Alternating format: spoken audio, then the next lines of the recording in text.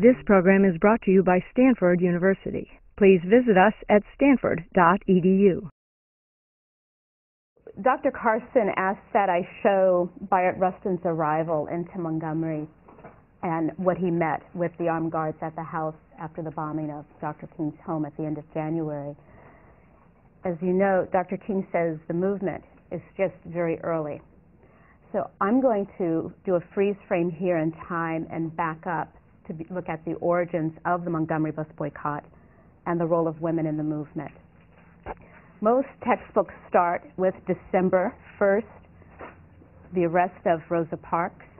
And so I'm going to start there using an oral history from her hearing. And I should share with you, I've been engaged in some research. I came across an oral history of a teenager who was arrested prior to Rosa Parks and became very fascinated by the Montgomery story and the role of teenagers and women. And so I began to look for primary source documents. I looked for court transcripts. I tried to see who was alive that I could find and interview, as well as to examine memoir. And so what I'm going to share with you during today's lecture will be based on that research. On December 1st, the day of Rosa Parks' arrest, it's a Thursday, 1955, and they expedite her hearing to happen that following Monday, December 5th, so that E.D. Nixon can attend. E.D. Nixon is a major player in Montgomery, Alabama. He is the former state president of the NAACP. He is the current Progressive Democratic Association president, and in a few days, at this moment, he becomes the treasurer of the MIA, the Montgomery Improvement Association. He is a Pullman porter. So knowing that he's a Pullman porter, who can you think of that he has ties with, that's connected? A. Philip Randolph. He has very close ties to A. Philip Randolph, and he's very involved in union labor organizing. Rosa Parks visits with him when she's free, and she assists him with secretarial duties, as well as Fred Gray, who you'll be learning about today as well. Fred Gray is a new young attorney, 25 years old, and he's right out of law school, and he's driven by the passion to destroy anything segregated. So before he had to leave for his regular route, the trial is held Monday morning. This is an excerpt from that hearing. Originally, Dr. Carson and I thought that we could move this out, but there's still not enough space. I do different reenactments of some of the women. So imagine the context is a courtroom.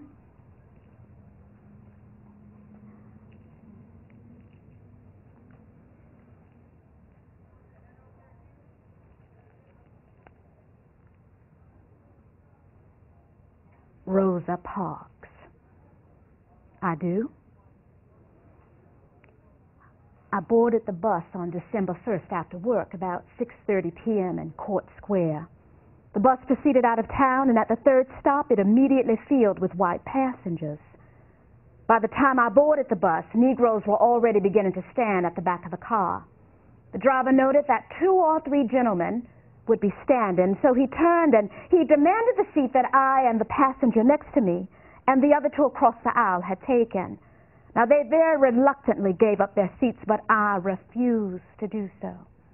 He then called officers of the law, and they came and they placed me under arrest. I was bonded and bailed out shortly thereafter. Thank you. At my 30-minute trial, I was found guilty. Fined $10 plus another $4 in court costs. If I didn't pay, 56 days hard labor. We paid, I appealed. But the newspapers got it all wrong. That day my feet didn't hurt. I wasn't any more tired that day than any other day. Just tired of being mistreated. Tired of being treated like a second-class citizen. I and the other 2 teenagers, Mary Louise Smith and Claudette Colvin, we did not disobey the law. I heard a voice from God. He said he was at my side. I've been rebellious all my life when people have mistreated me because of my skin color. I guess the time had finally come. I had just been pushed as far as I could stand to be pushed. So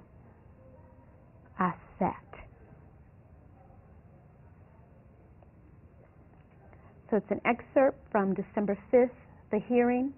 The day of her hearing, 500 people are outside the courthouse, including young people, teenagers that are members of the NAACP Youth Council. Mrs. Parks is the director. The Youth Council, angry young teenagers, she's helping them to take the anger and turn it into positive action for social change. December 5th, later that afternoon, a meeting takes place. Business leaders in town, including women, ministers. They form a new organization, which we saw a part of that in the clip last week from Boycott, the HBO series, which is where the clip you just saw came from. They call themselves the Montgomery Improvement Association, and Dr. King is going to be the spokesperson. That night, they have the first mass meeting. Over 6,000 people attend. It's taken place at Holt Street Baptist Church. Okay, I'm going to stop here, put a place mark, and we're going to come back to December. But I want to back up in time. So we're in December 5. Go back to March 2nd, 1955. So March 2nd, 1995, a 15-year-old teenager is arrested. Her name, Claudette Colvin. She's a student at Booker T. Washington High School. She has not yet met Mrs. Parks. 2 weeks later, she meets her. Mrs. Parks invites her to come to the Youth Council to tell her story.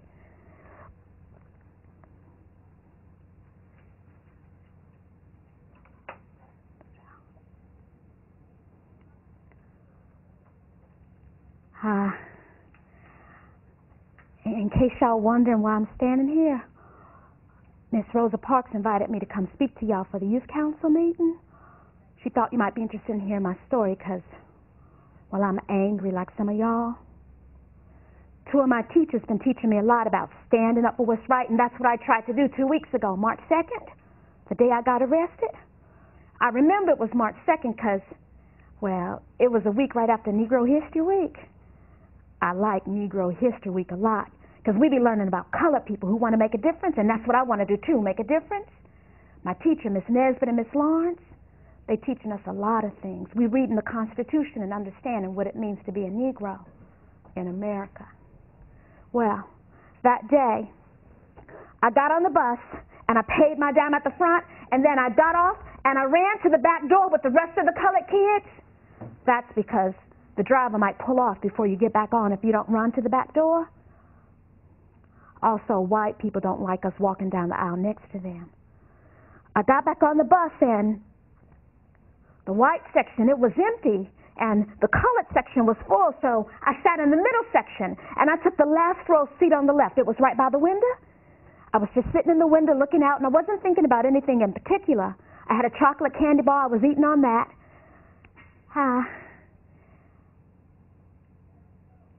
I didn't know the name of the girl sitting next to me, this older girl, so I just kept looking out the window. The driver went more stops, more people were getting on, black and white. Pretty soon, no more seats were available. Give me those seats, the driver called out. Colored people just got up. White people started taking the seats, but I just stayed seated. I just stared straight ahead. Make flat on your feet! The girl next to me got up immediately, stood in the aisle. Then the other two girls across the aisle, they got up. But I told myself, this is not the restricted area. I'm going to stay seated.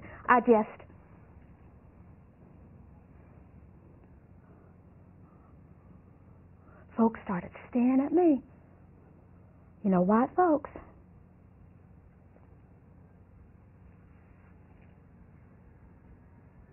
She knows where she belongs. I hope she's not one of them troublemakers. Me? A troublemaker?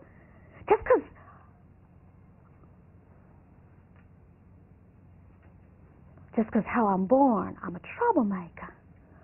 You know, I remember this story when I was 8 years old. My daddy, he said, Roy Rogers is coming to town. My sister and I, we were so excited. Hee-haw! Woo-hoo! Roy Rogers is coming to town. My daddy, he got me this cowboy hat. My sister got some cowboy boots. Hee-haw! Woo-hoo! Huh, Daddy?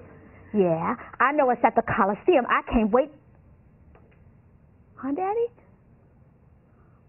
We're not going, but you said... White kids only, but that's not, why? They think we're troublemakers? I'm not going to make trouble. I just want to see the Cowboys.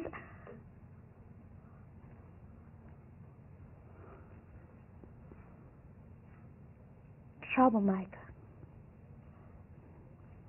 Just because how we born, we troublemakers. Then I remember I looked out the window, and that's when I saw Miss Hamilton, a lady from my neighborhood. She was standing at the next bus stop. She was waiting to get on the bus.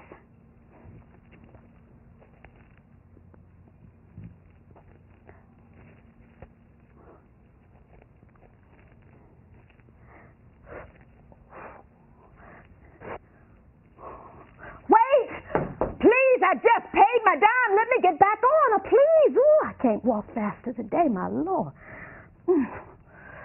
Oh, hey, Claudette. Sure, I can sit next to you. Whew. Miss Hamilton, lady from my neighborhood, she sat right next to me. The two of you need to get up so I can drive on. They ain't gonna do nothing but stay black and die. That girl, she's right. Stay black and die. But wait. I want to stay black and die a natural death. Stay black and die. Look like an old black lady. Stay black and die. We die because we black. Segregation is killing black people. Thank God for that fight. You know that big fight, Brown versus border education? So all colored kids can go to good schools. But me, I can't even go to the main library and get a book to read. But our parents paying taxes, right? That's why our youth council, Miss Rosa Parks, she's sending youth in there every day trying to check out books at the main library. Because at the branch library, they got hand-me-down books, pages ripped out, things all inside, nasty stuff written in. We're going to change that law. Just wait and see. You know, some people, they got to work sun up to sundown, sharecropping, stay black and die, beating and burning, go unnoticed. They won't talk about it if it's a black lady or a black girl, but if it's a white woman, it's in the TV, radio, newspapers. And then men, colored men, they just come up missing. They get snatched up or lynched. I don't want to die like that. If I could do one thing, just one thing, people can't even get decent job and fair pay. I'm going to step out of her oral history for a moment. Part of this comes from her testimony, court transcripts. I also did 6 interviews with Claudette Colvin, and I wanted to get inside of what was motivation, what were the principles underlying her to take action that day. And so I step in and out of that voice and court transcript voice. She goes on to tell the story. I'm going to pick it up from the bus driver.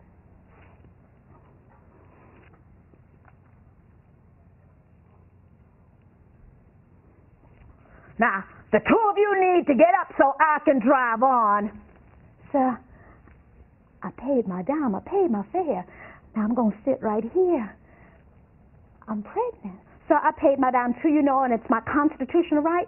In fact, you shouldn't even be asking people, constitutional? Who do you think you are? Let me get the police. I've heard everything. Now, Negroes have constitutional rights. Driver gets off the bus. He flags down a motor cop. Motor cop says, it's not my jurisdiction. He calls it in. 2 officers appear on the scene. He takes the officers to the back door. He describes the situation. That gal, that thing over there, I've had trouble with her before. 2 policemen enter the bus. Now, the 2 of you need to get up. You know it's against the law. Officer, I paid my dime, sir. If I were to move right now, I'd be very sick. I'm pregnant, sir. If there's a man not man enough to get up and give a pregnant lady a seat, I need to throw you in jail. Well, Mr. Harris calls out, you can have my seat, sir. You can have it. I think he was sensing there was going to be trouble. Miss Hamilton, she gets up and she goes to the back of the bus. Officer, I didn't know it was the law that a colored person just had to get up and give a white person their seat when there are no empty seats. That's not what the city ordinance says, sir. Get up, gal! No, sir, no, I paid my dime, I paid my fare, and I know what the city ordinance say. I am not going to be treated like a second-class citizen. I know the law. My teacher taught it at school. Constitution, Bill of Rights, Declaration of Independence. We even studied Patrick Henry's speech, and I know it by heart, so I know the law. You know, my teacher asks us all kind of questions. She prick our minds. She's trying to see what we're thinking about. She say, who are you? Sitting right here, who are you? Who are you on the outside, the person that people think they see? Who are you? Who are you on the inside? How you think, how you feel, what you believe? Would you be willing to stand up for what you believe in, even if someone wants to hold you back because you're different? Huh, children? Do you love your beautiful brown skin? Do you? Are you American? What does it mean to be an American? Homework tonight. Write me an essay. What does it mean to be an American? You need to know who you are, children. You need to understand that. My teacher, she say we got to know who we are. She say we got to think for ourselves so we can act. She say history, that we can change things. We can choose. That's why we study current events and we study history so we can understand everything going on and we can do something. So say something, somebody. Don't y'all know your rights to free speech, the First Amendment? Officer, all I know is I hate Jim Crow. I also know if you ain't got nothing worth dying for, you ain't got nothing worth living for. So you can give me liberty or give me death. Ouch! I don't care. Drag me off of this bus. Take me to jail. I refuse to be treated like a second-class citizen. Next thing I know, they put me in the police car. Forced me. Sir?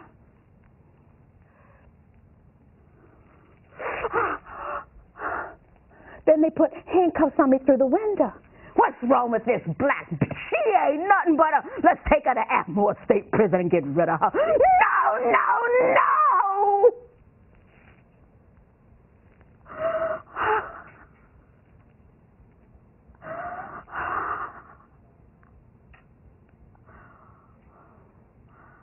Next thing I know, I was at City Hall, the adult jail. They didn't even take me to juvenile hall. They took fingerprints and then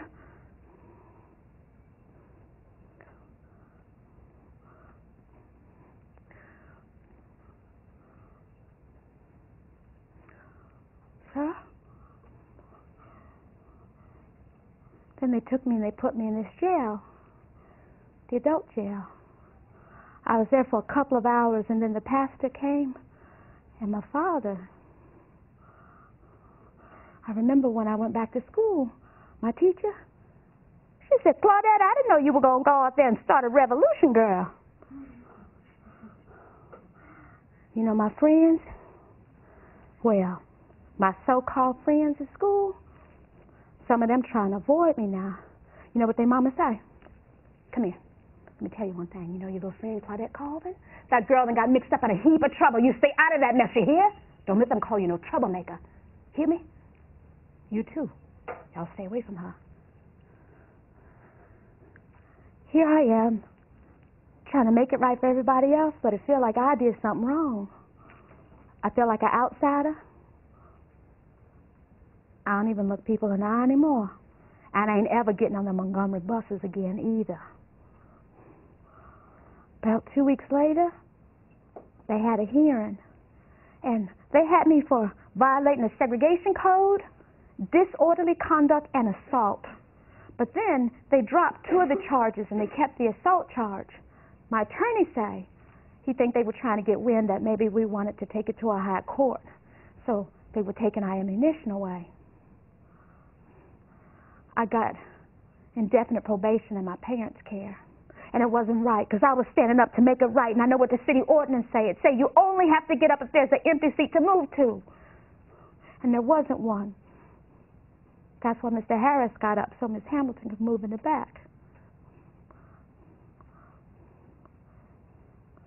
Well, that's what I did.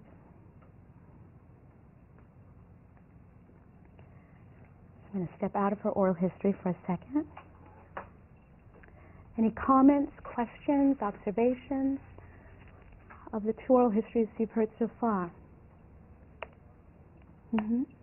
You said that the trial, I'm going back to the summary for a second. Mm-hmm. You said that the trial was expedited so that Edie, what's the last name? Nixon. Edie Nixon could be there.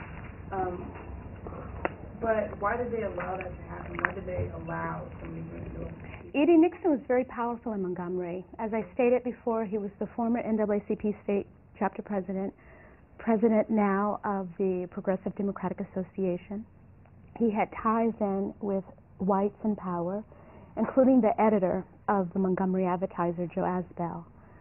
And he could call in on favors. Okay? Edie Nixon is really key because he's one of the masterminds in thinking of let's take this through the court system, whereas the women, the approach was through the boycott. And so we begin to see the two ideas merge. Any other questions, comments? Yes? How did they charge her for assault? Good question. You know, there is sometimes no logic in what happens in regards to sentencing. Just like now, if we look at the Gina 6 and what's happening in harsher punishments. Supposedly, Mrs. Colvin was resisting when they first when they first took her off the bus, she kind of went limp with her body. But when she saw the police car, she was very frightened because in her community in Kenya Hill, when black men come, or when policemen come to take black men and put them in cars, sometimes they come up missing, they come back beaten up, they're left places. And when they were in the car and they began to threaten her with Atmore State Prison, she knew that that wasn't right, that she was supposed to go to juvenile hall, and maybe something is amiss here. What she said in the interview that I've not included in the performance, because sometimes I'm at schools, is that inside of the police station, she's a big busted woman. Let's see if this, no, you can't tell in this one, but as a child, she had begun to develop. And the policemen in the station began to talk about her chest size. And she said that she was terrified. And when she got down into the cell, that not only did she pray and promise God that she would never do anything wrong again and do all the chores that anyone would ask of her, that to occupy her mind, to keep from hearing the fear, the worry, or what was being said to her earlier, that she recited all the poems that she could ever remember studying that she had committed to memory until her father and the minister arrived. Any other questions?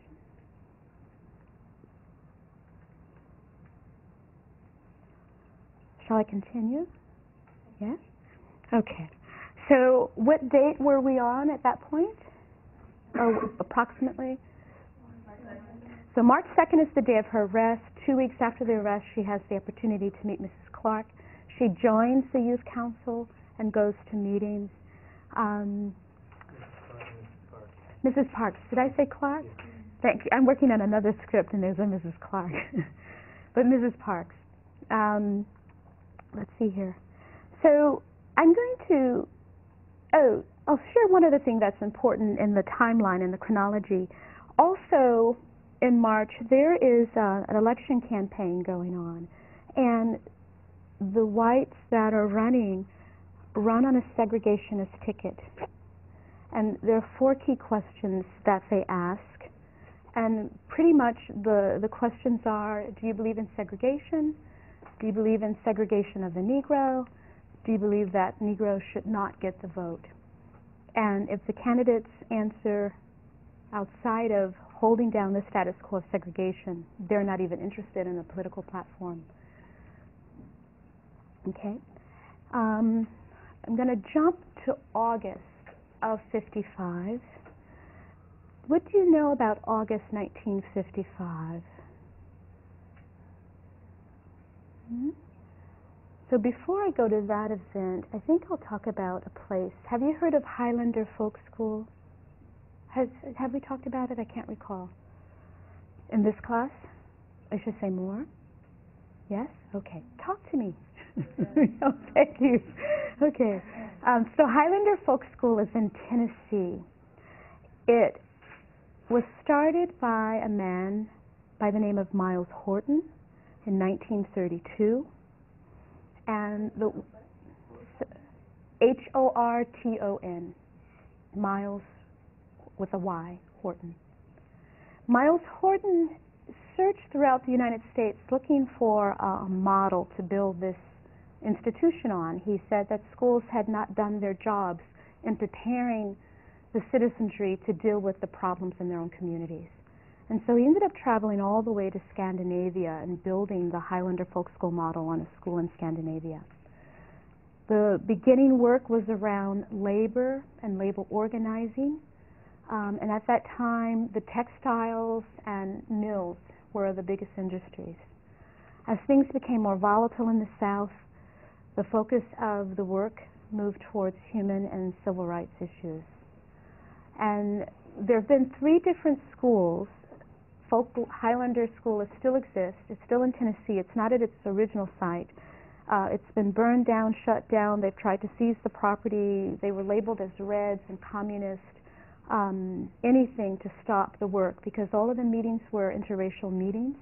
What was unique and still is unique about Highlander Folk School, all the meetings take place in a circle, and they start very organically, where people introduce themselves, their name, the communities they're from, and what issues are going on.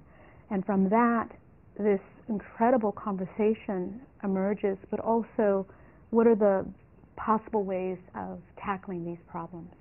He believed that the answers are all inside of us. It's just a matter of having that opportunity to talk and to troubleshoot and to learn from each other. And he would make the commitment to find the resources to help with the work. So I'm going to just back up for 1 second into 54. We'll go back to 1954. Septima Clark. Do you know of Septima Clark? Septima Clark is a school teacher in South Carolina. And when she joins the NAACP, she is threatened that if she does not drop the membership, that she will not only be fired, that she will lose her pension. Now, why would that be such a threat in 1954?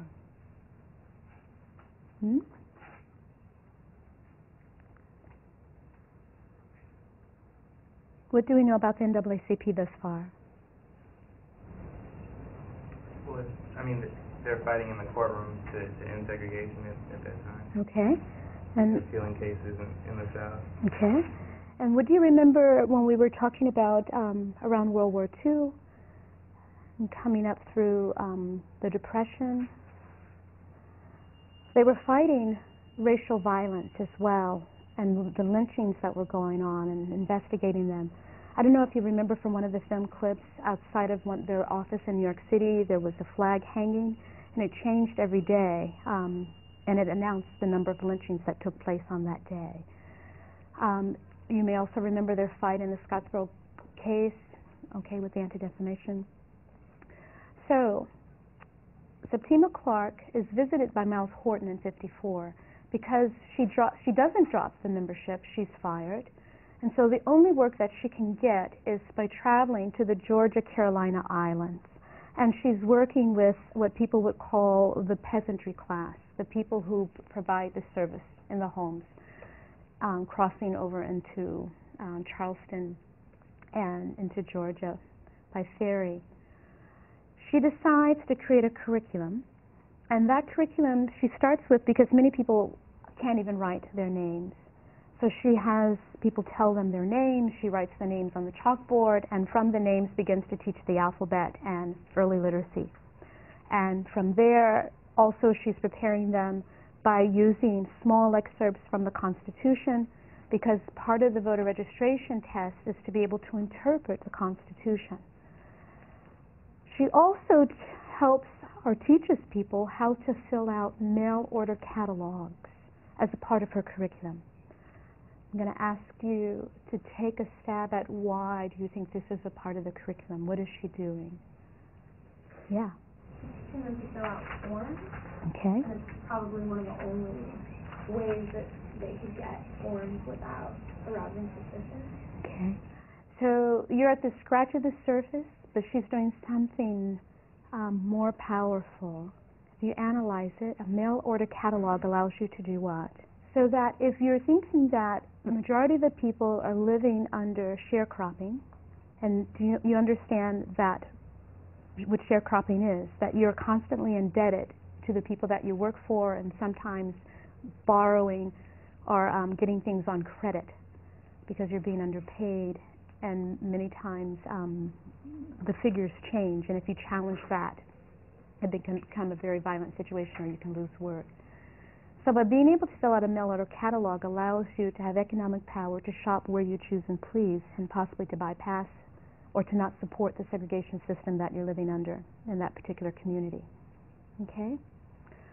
Miles Horton hears about the work that she's doing, and he comes to witness it, and he's blown away, and he says, I have to get you to come to Highlander and to do this work here, and I'll find the money.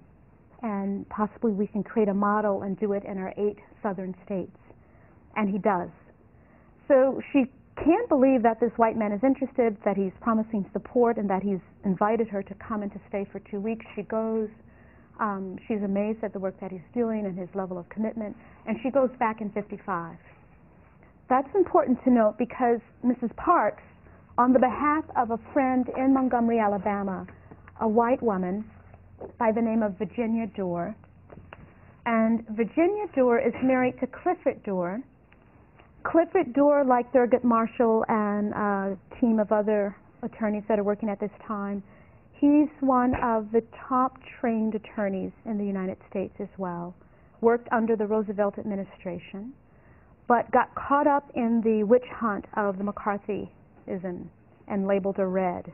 And so he's come to Montgomery very quietly to settle and to take care of his family and to escape that. He secretly is supporting the blacks in that community. He is advising young Fred Gray, the attorney who's right out of high school, but he has asked that his name be kept from any of this being made public. Virginia Dorr writes a letter to Miles Horton. She talks about Rosa Parks and the work that she's doing with the Youth Council, the first elected secretary in their regional office, and says that she wants to work on a desegregation plan for the schools. And can you find money for her to come, a scholarship? And he finds the money. Ms. Park goes to Highlander, spends 2 weeks there. She meets Septima Clark, and I have a photograph image of her. And she says, for the first time in my life, I meet a black woman besides my mama that I can look up to and learn from. And they began this friendship. I want to read to you some words that came out of an interview from Mrs. Parks. What I did was I took the primary source material, I wrote it in the form of a letter without changing the content because I want to also provide some background information. But let me just back up before I share that. So at the very end of meetings at Highlander, they go around one by one and they ask you, what will you do when you get back home? And so Ms. Park shares, first of all, let me say I've been deeply moved by this workshop retreat. Getting to know each and every one of you and learning about your struggles and your communities has inspired me, as well as seeing that there are many whites here learning how to organize and fight racism. Experiencing Highlander Folk School is like a microcosm of a racially integrated society. I found out for the first time in my adult life that this could be a unified society, that there is such a thing as people of different races and backgrounds meeting together in workshops and living together in peace and harmony. I don't expect things to improve in Montgomery. Negroes are timid. They won't act. But I'm going to work on a plan to desegregate our schools, and I'm going to continue my work with the NAACP Youth Council, helping them to understand their anger and how to turn it into action. And Septima Clark, you've opened my eyes. I can now see the routine indignities that have been inflicted upon colored folks some 90 years after emancipation. I've gained the strength to persevere in my freedom work. And Mr. Horton, I'm in it for the long haul. Thank you for inviting me here. So it had a very profound effect on her, experiencing this microcosm of what society could be like if we lived in an integrated world where there was peace and harmony trying to be achieved, the beloved community that King talks about. When she goes home, 2 weeks after her arrival, an incident happens, an abduction and a murder of a child. Do you know who I'm speaking of? Okay.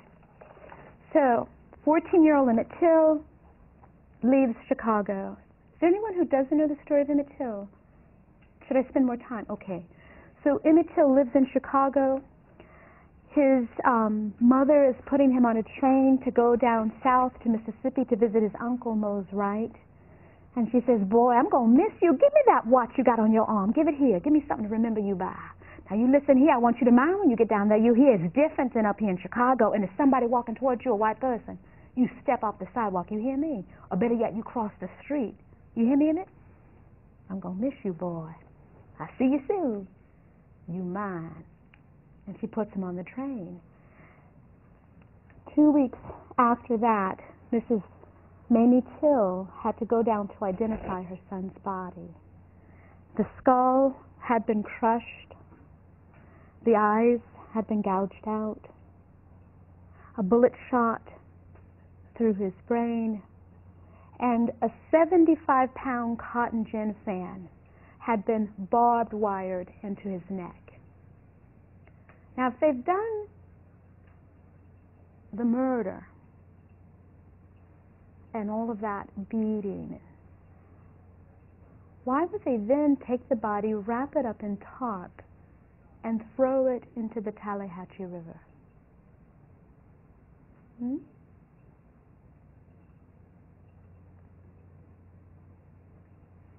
No body? You can't prove that a murder has taken place. Ms. Parks says she believes it was by the grace of God that that body came floating up. A fisherman discovers the body. The sheriff is called. A ring that he had on his finger with initials E.T. that his father had given him. They didn't think there would be a trial. During this time, money is raised in the white community.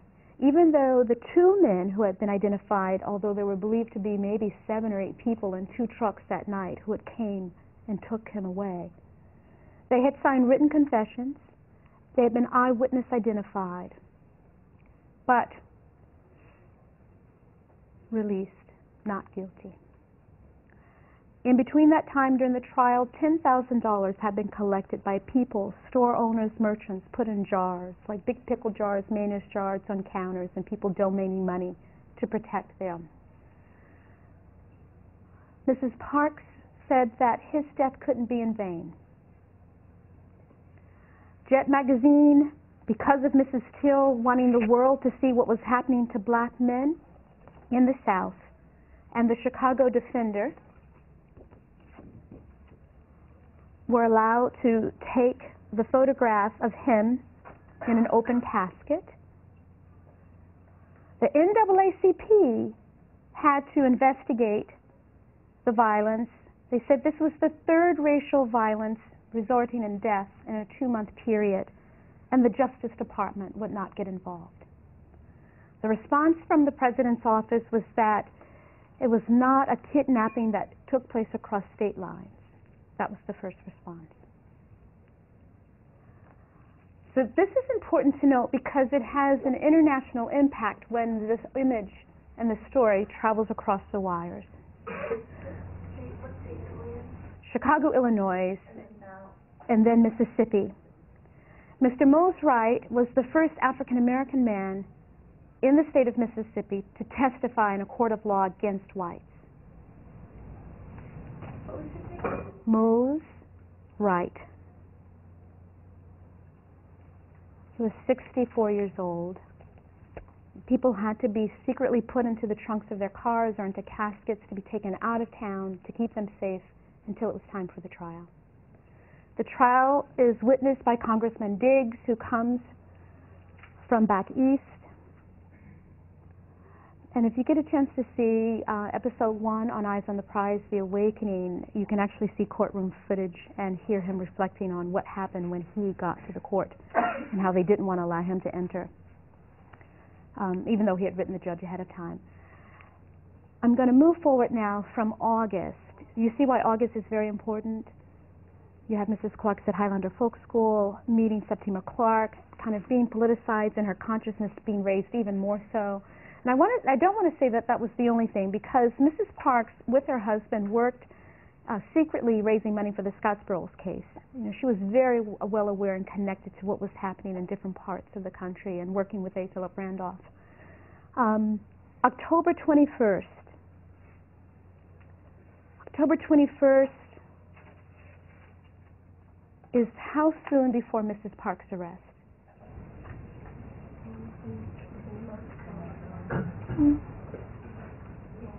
Just a month and a half. Okay. So we have a time frame. Another teenager, 18-year-old Mary Louise Smith. Mary Louise Smith goes to St. Jude School.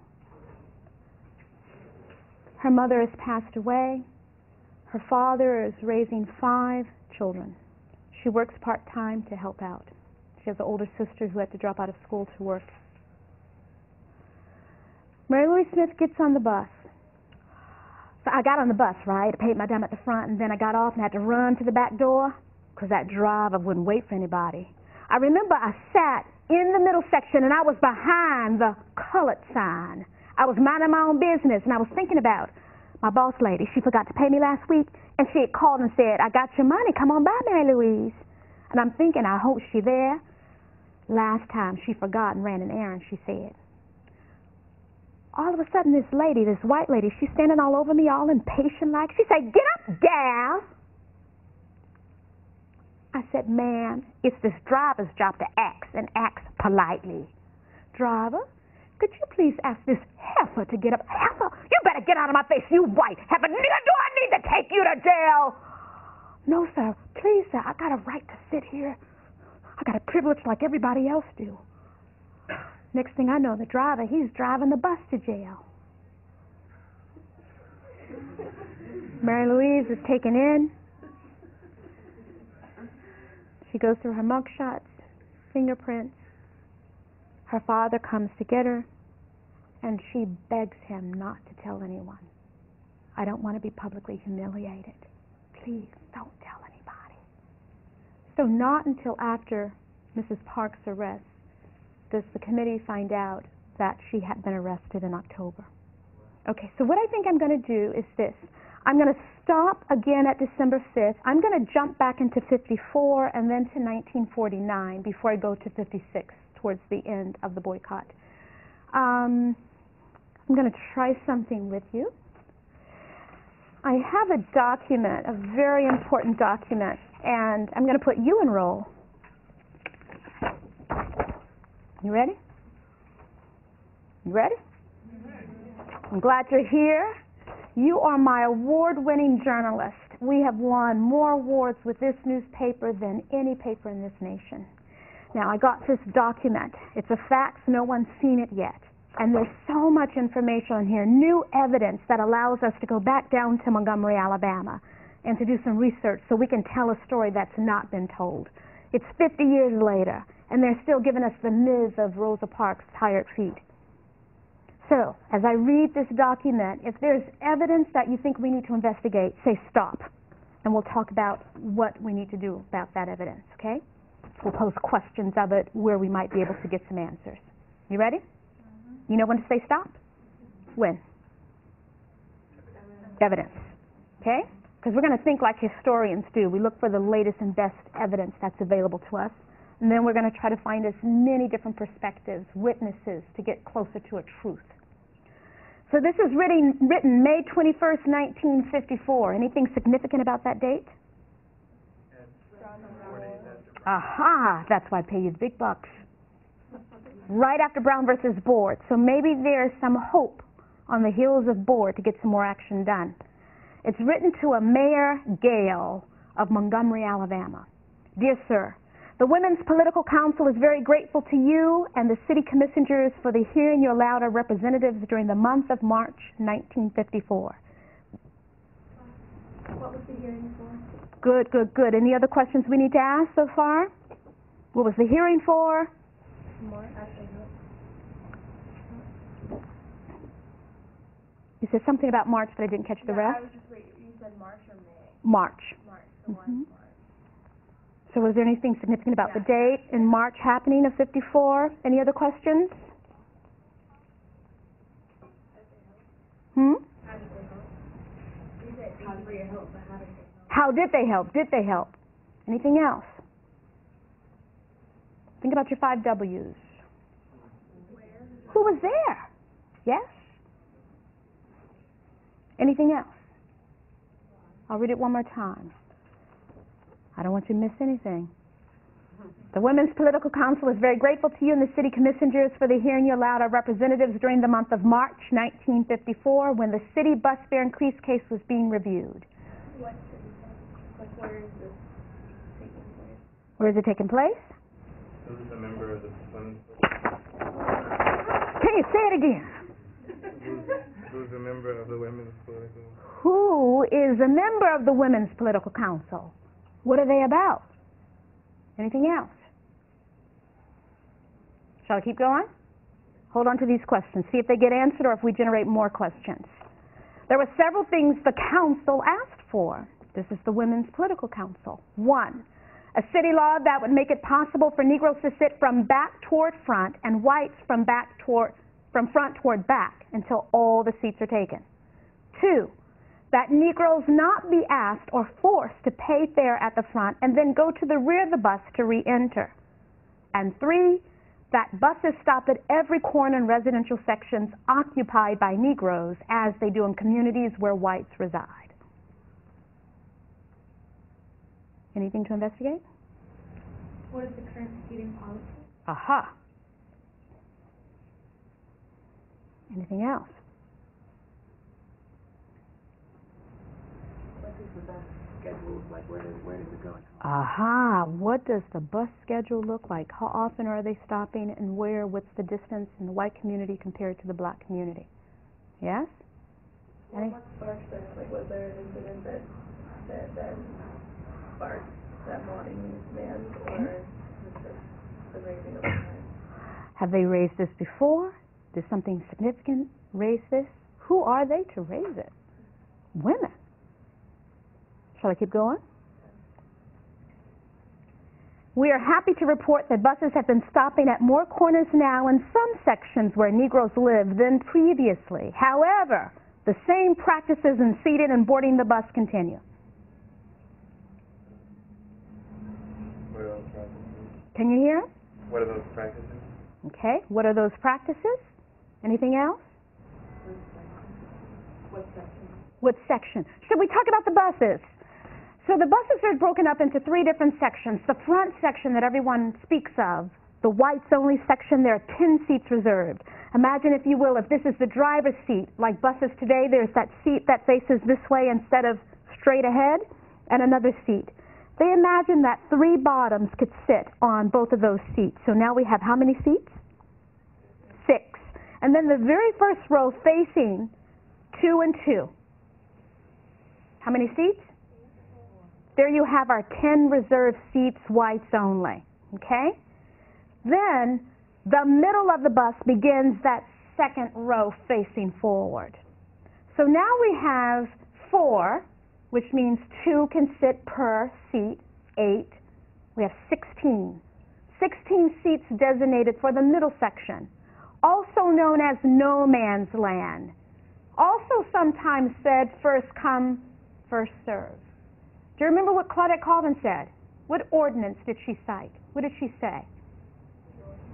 You only have to get up if there are no empty seats. The ordinance says you only have to get up if there is an empty seat to go to. What ordinance?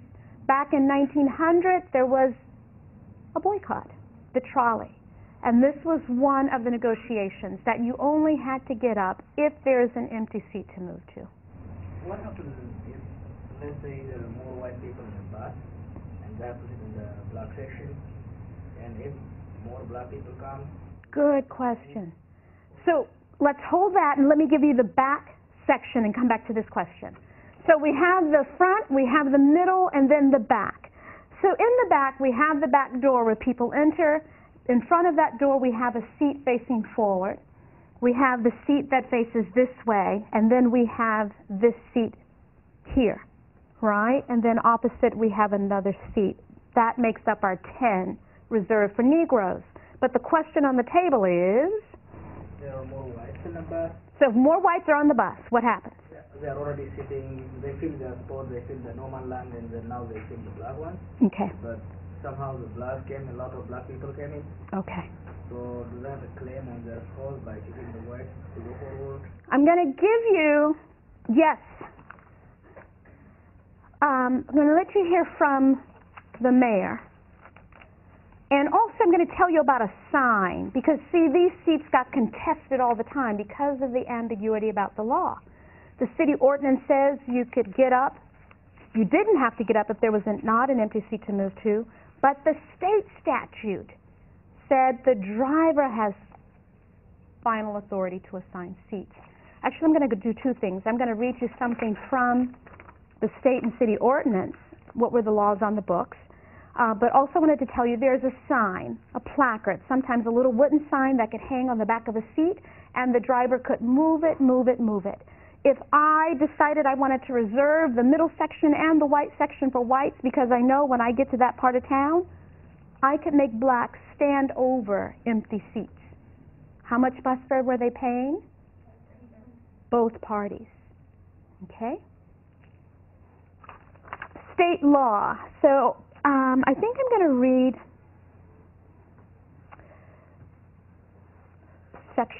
Title 48, Section 301.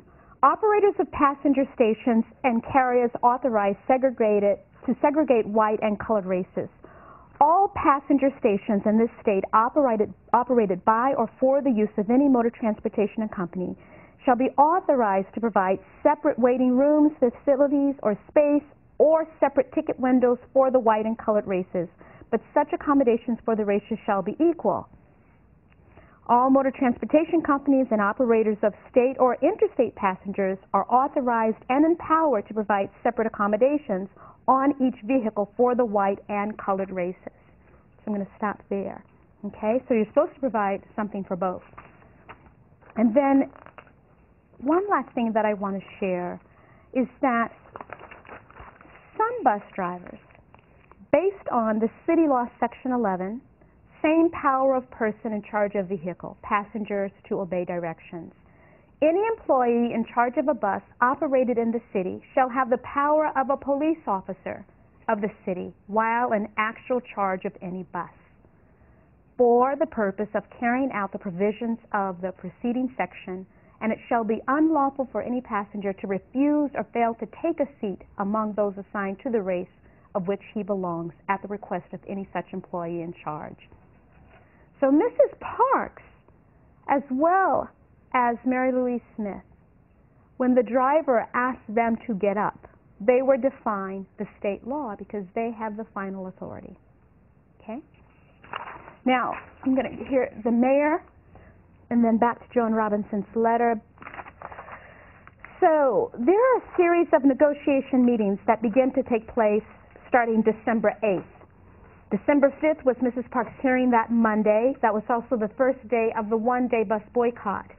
At the mass meeting that took place that night at 7 p.m., 6,000 people in attendance. The entire church is full, the balcony is full, the side yard, the backyard, and for 3 blocks outside the church, people are standing, cars are double parked. At the end of this meeting, and the meeting was held, 1, to celebrate the success of the one-day bus boycott, 2, to figure out what to do next because people were tense and violence could jump off any moment. 3, there were 2 resolutions that had been written, and they are in the pockets. I think of Ralph Abernathy at this moment. 1, based on the attendance and how many people actually came out and supported the bus boycott in the meeting, says, let's continue the boycott. The other, based on if the attendance was not so strong or depending on what they read from the crowd, says, we're going to call off the boycott, but we will use it as a threat for negotiations with the powers that be, the commissioners. Very important. So by the end of the meeting, when they asked, should we continue, the people jumped to their feet, unanimous decision to continue the bus boycott if, based on King's speech and his wishes, that it remained Christian, nonviolent, and legal. Christian, nonviolent, and legal. How can a boycott be illegal? There was an ordinance, an old ordinance on the books that went back to 1921 that said you could not have a boycott if it didn't have a just cause. And this becomes a point of contention when Bayard Rustin comes in, and so they switch the language and they begin to call it a protest, that it's not a boycott but a protest.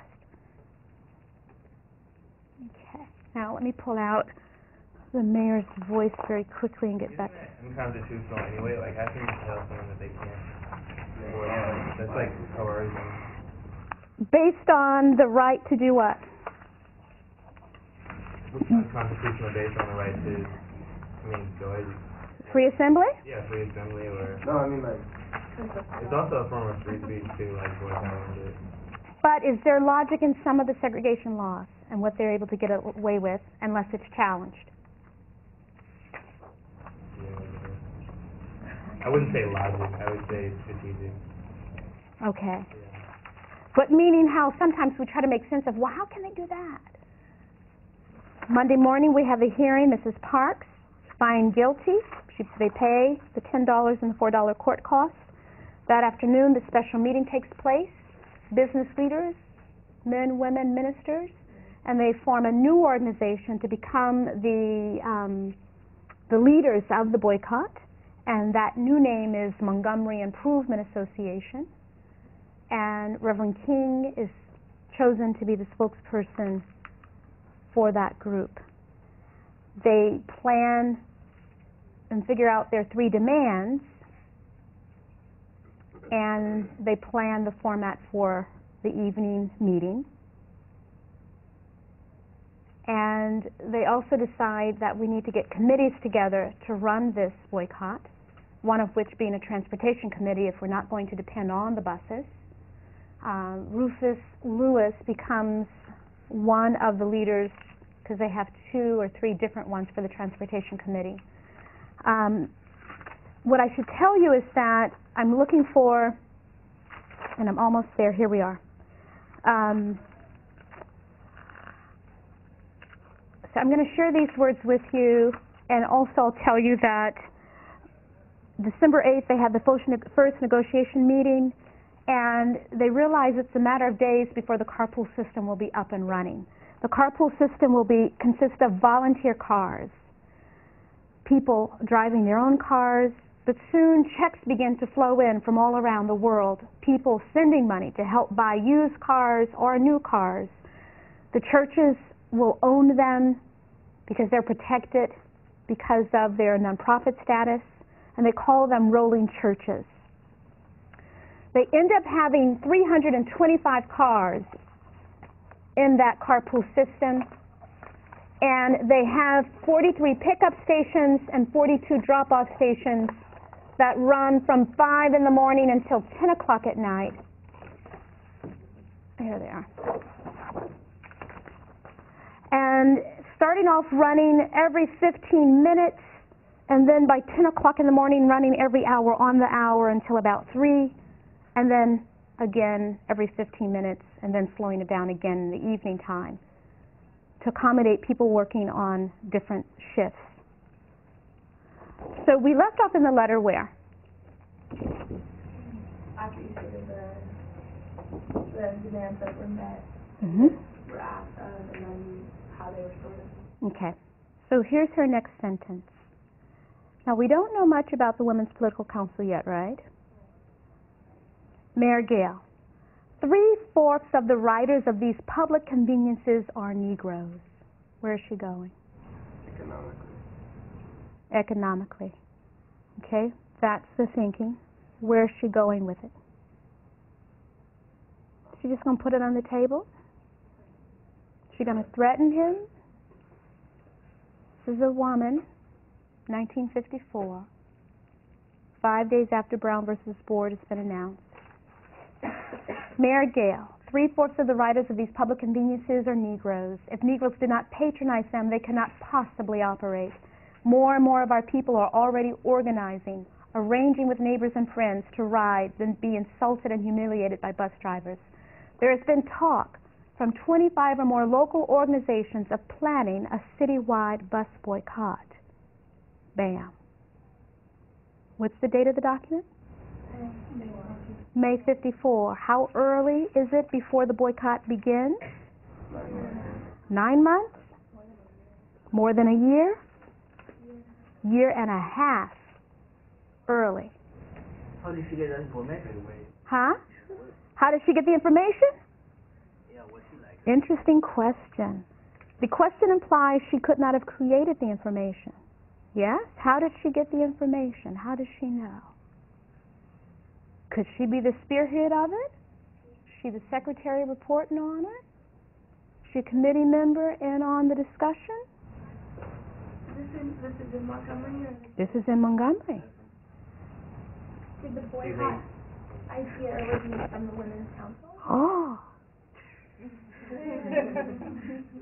Could women have thought up the boycott and planned it and executed it?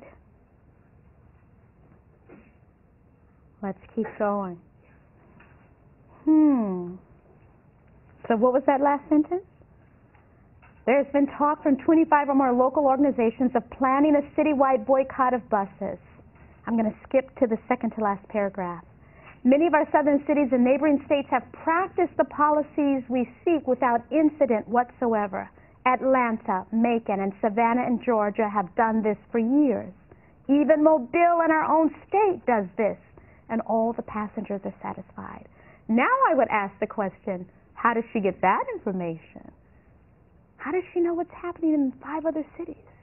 She must be well connected with the organizers of this. She must be well connected. Maybe the Women's Council was in the location. Maybe the Women's Council.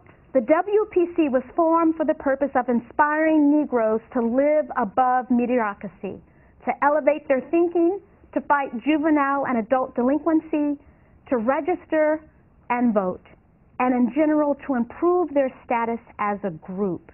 We were woman power, organized to cope with any injustice, no matter what, against the darker sect.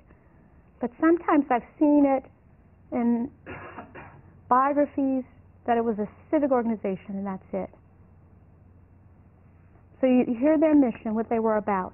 I should also say that a rape had taken place of a black woman. 2 white police officers were implicated in the rape. The minister who was in town before Reverend King came to take the position that he left, Reverend Vernon Johns, took the woman to a different town to be treated, and he brought it up to the police department. And so one thing that's not said there that you'll find in some documents was that if we cannot protect ourselves, then who can? When Mary Fairbanks steps down from being the president, the next president of the Women's Political Council is Joan Robinson. She came to town to teach, to be an English professor at Alabama State College from Ohio. She was very well educated, master's degree. She's a member at Dexter Avenue Baptist Church. Dexter Avenue Baptist Church gets a new minister later. That new minister is Reverend King. He doesn't come there until September of 54. How late after her letter has been written? Okay? So, King is not involved. Remember Dr. Carson said that this was a movement that was going to happen and King may or may not have been the leader if he would have stayed or left? Okay? The momentum had begun. In 1949, she came to teach. She got there in August. In December, just before the holiday break, she decided to go home and see family in Ohio. She decided that she would leave her car in the garage at the college so she wouldn't have to worry about it and where to park it, and take the bus to the airport. She boarded the bus, she paid her money, and she sat down. She remembered there were 2 other people on the bus, a white woman and an older black gentleman in the back. Closed her eyes, and she was just thinking about going home and the holidays, good cooking, and she remembers hearing a voice, and it sounded agitated and loud, and Next thing she knew, it sounded like it was standing next to her, and she looked, and the driver had his fist pulled back in her face, saying, "Gal, if you don't get up, I'm gonna get up! Get on out of here!" And she jumped, terrified. She had heard about the buses, but she didn't really know. She ran down the middle of the aisle as she had come to the door, and she pushed, and it wouldn't open, and she pushed again, and he's walking down the aisle still screaming, fist raised, and she gets out, tears running down her face, running down the sidewalk, humiliated. I felt like an animal over a bus seat. My God. School children go through this every day. Work women and men. My car, my salary allows me to drive to and from work as I please. I had no idea. And she vows to take a stand, no matter rich or poor, to make a difference.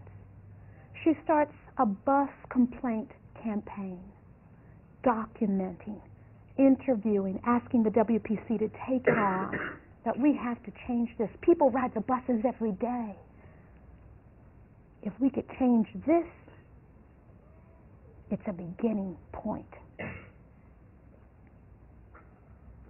So her motivation was personal when she had a face-to-face encounter.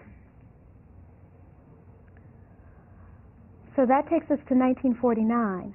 They began documenting the bus complaints about that time, and they continued all the way up until you have that letter. Now, remember when we stopped at December? The day of Rosa Parks' arrest, December 1st. What time was she arrested? After work, about 6:30. News travels like a wildfire. Rosa Parks has been arrested. This is the third case. The second case since Claudette Colvin. She gets on the phone. She calls the WPC members. It's time. This will go on as long as we allow it to go on. I've already written the language for the leaflet. As soon as I get Fred Gray on the phone, I'm going to run the duplication of the leaflets. Finally, about 11 o'clock at night, she gets Fred Gray on the phone. He's been out of town. He knows the story already. "Joanne, are you sure? Are we ready? Can we pull it off?" "Yes, we can. We're ready. The time is ripe." She calls the man who has the keys to the duplicating room at Alabama State College. No one must know. She calls two of her trusted students. No one must know. By midnight, they're there in the duplicating room on a mimeograph machine from midnight until 4 in the morning. 17,500 leaflets. Cut them into thirds, 52,500 leaflets. They bundle them, put them in the cars, the trunks. Then from 4 until 7 in the morning, they have maps on walls, maps on the floors, maps on tables, planning distribution routes, drop-off points. She calls the WPC members, the telephone tree, where they're going to pick them up, and then they will distribute them. The network is in place. By 8 o'clock, with a few minutes to spare, no sleep, she gives 2 lectures back to back. Then her and the 2 students hop in her car. They drive all over town. First stop, public schools. Teachers give it to the students. Students take it home, give it to the parents. Parents give it to the neighbor. Next stop, any place colored people work.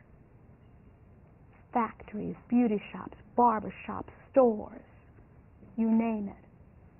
Pool halls, bars, juke joints, churches, mortuaries.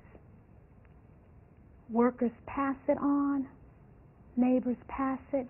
Don't tell anyone where you got it from. By 3 o'clock, she's back at the college giving her afternoon lecture. Not even missed.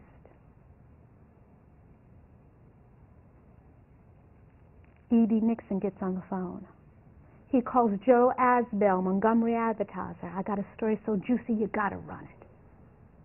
He writes, "Secret meeting to take place Monday night, Holt Street Baptist Church, 7 o'clock.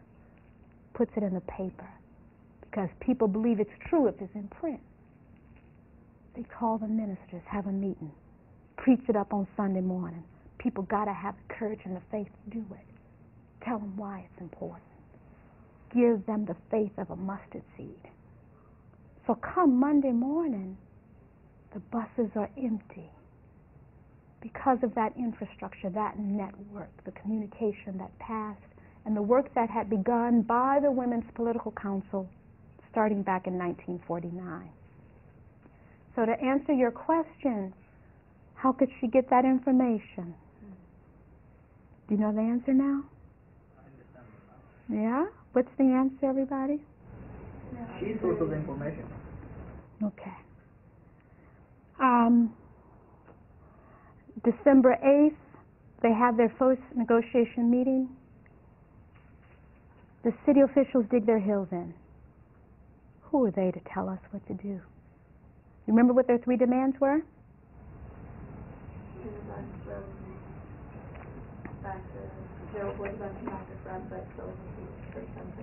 Okay, has anybody analyzed that? What is that demand all about? Say more. It's not as radical as it could be. I mean, it's not. How radical could it be?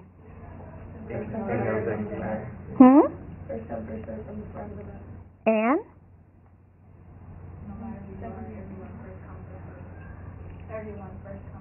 And you don't have to get up. Right?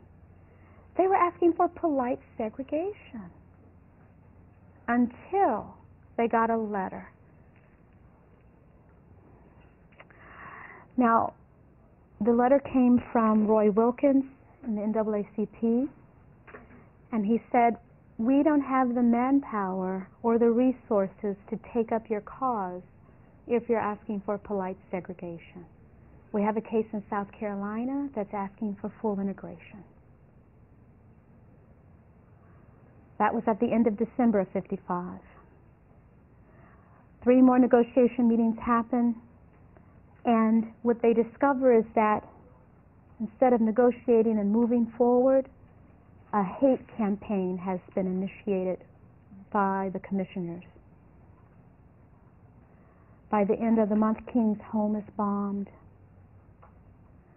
The KKK is marching in their robes up and down the street. Bricks have come in through some windows. Some cars are finding things stuffed in their gas tanks, bananas, sugar, balloons with urine, water, rotten potatoes, eggs thrown at people walking. At the end of the clip, when Daddy King says it's becoming a race war. King's home is bombed at the end of January. And they realize we have nothing to lose. We have to ask for full integration. A new case is filed February 1st, 1956 by Fred Gray, challenging the constitutionality of segregated seats on the Montgomery buses. Claudette Colvin, 15-year-old, arrested March 2nd, 55. Claudette Colvin, I wanted to end with her, maybe I can just read a little snippet. Colvin, but the southern pronunciation sounds like Call. Colvin, Colvin. Is it Septima Clark? Yes, or Septima. Claudette Colvin, Mary Louise Smith, the 2 teenagers, become plaintiffs in the new case.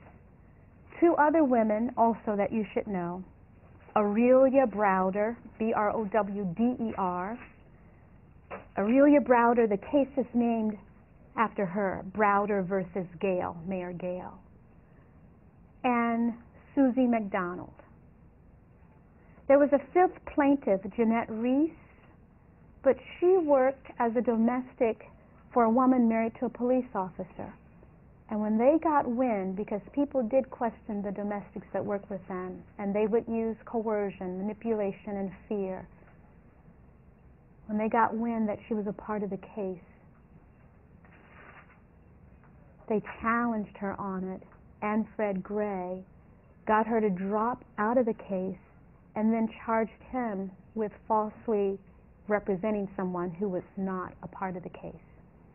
so they actually try to get a conspiracy case going, and they do against King. But I'm going to try to do two quick readings to end on. I was looking to share with you a response from the police and the commissioners, the people who were in charge in Montgomery. This was a press conference, a part of a press conference on January 1856, a part of that hate campaign that began out of the negotiation meetings. The second one took place a week later. This is Clyde Sellers. Clyde Sellers is Commissioner of Public Affairs. He oversees the police and the fire department. Okay. I, Clyde Sellers, Commissioner of Public Affairs, overseeing the police and fire department of Montgomery, am announcing my Get Tough policy to force boycotters back to the buses. I'm instructing the Montgomery Police Department to break up congregations of Negroes who have been loitering in white residential districts. A person has the right to wait for a ride, but the practice of 6 to 8 Negroes huddling together for periods of time will not be tolerated, and furthermore, the Commission will not allow the Negro to destroy the transportation system of Montgomery. A number of businessmen have promised me that they're going to lay off Negro employees who are being used as NAACP instruments in this boycott. He ends the press conference by publicly joining the White Citizens Council. The White Citizens Council was like the Klan, but they wore business suits. A lot of power. The mayor, the week later, who also joined the White Citizens Council, stated, I'm personally fed up with biracial meetings. There will be no more discussion between whites and Negroes until the latter are ready to end the boycott. We have pussyfooted around with this boycott long enough.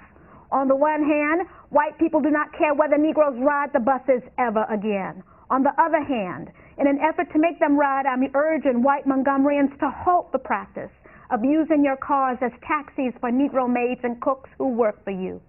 Negroes are laughing at you behind your backs while you chauffeur them around. Any aid whites give to help carry Negroes even one block helps the boycott. And cease paying your Negro maids and cooks and nurses blackmail money, extra weekly transportation fare. We are not going to be a part of a program that will get Negroes back to the buses at the destruction of our heritage and our way of life. I'm convinced beyond any doubt that every right-thinking white man and woman in Montgomery is solidly behind the commissioners in our stand. So you see what they were up against. And then Claudette Colvin, very last words.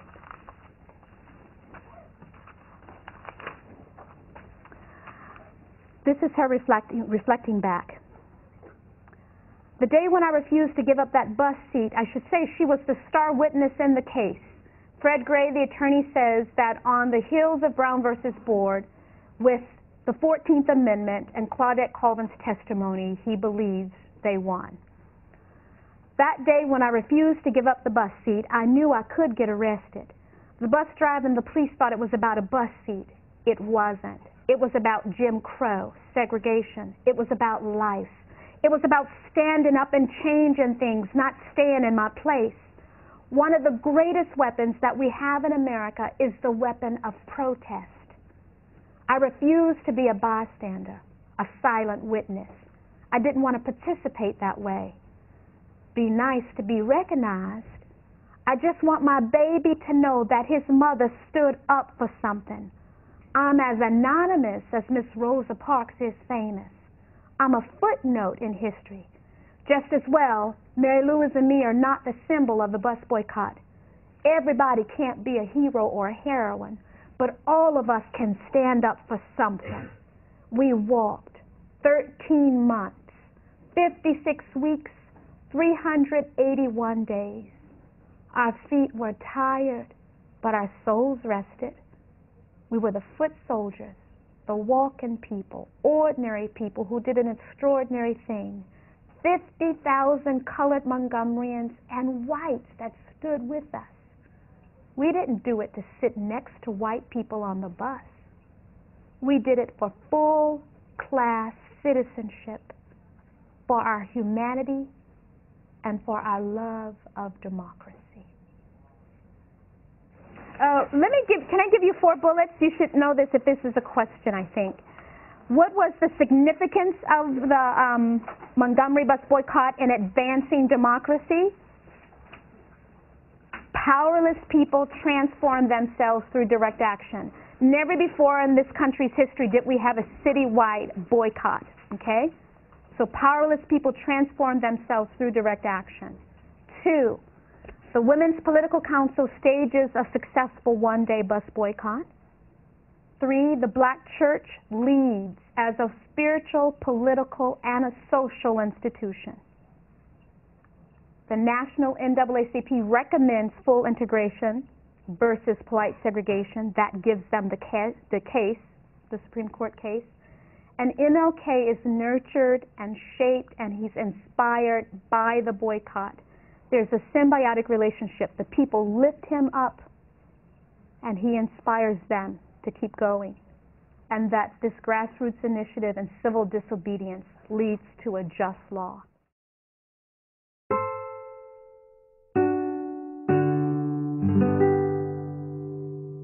The preceding program is copyrighted by Stanford University. Please visit us at stanford.edu.